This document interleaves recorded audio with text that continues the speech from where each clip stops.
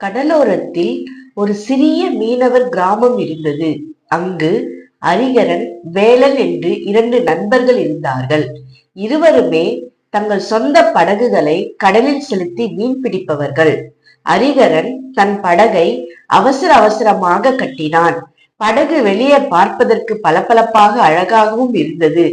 செலவை குறைப்பதற்காகவும் நேரத்தை சேமிப்பதற்காகவும் அவன் படகின் அடியில் உறுதியான தரமான மரப்பலகைகளை பயன்படுத்தவில்லை.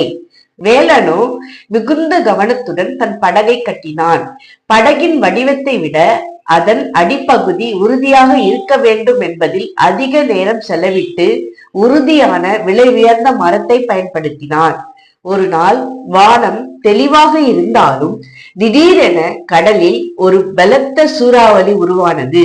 அலைகள் மலை மேல் எழுந்து படகுகளை தாக்கின. அரிகரனின் படகு சில அடிகள் பலமாக தாக்கப்பட்ட உடனேயே அதன் பலவீனமான அடிபாகம் உடைந்து கடலுக்குள் மூழ்கத் தொடங்கியது. அவனும் தன் பிடிப்பை இழந்தான். வேலனின் படகு பலத்த அலைகள் மோதிய போதும் அதன் உறுதியான அடிபாகம் காரணமாக சற்று ஆடியதே தவிர உடையவில்லை. அவன் புயலின் முடிவில் பாதுகாப்பாக துறைமுகத்தை அடைந்தான்.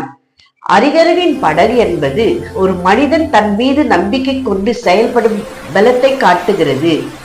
வேலனின் படகு என்பது முழுக்க முழுக்க ஆண்டவர் மீது நம்பிக்கை வைத்து செயல்படும் பலத்தை காட்டுகிறது. ஒரு படகின் பலன் அதன் வெளிப்புற தோற்றத்தில் இல்லை, மாறாக அதன் அஸ்திபாரம் எவ்வளவு ஆழமாக உறுதியாக கட்டப்பட்டுள்ளது என்பதில் தான் இருக்கிறது. நமது நம்பிக்கையின் அடித்தளம் உறுதியாக இல்லாவிட்டால் வாழ்க்கையின் புயல்கள் வரும்போது நாம் நிலை குலைந்து போய்விடுவோம்.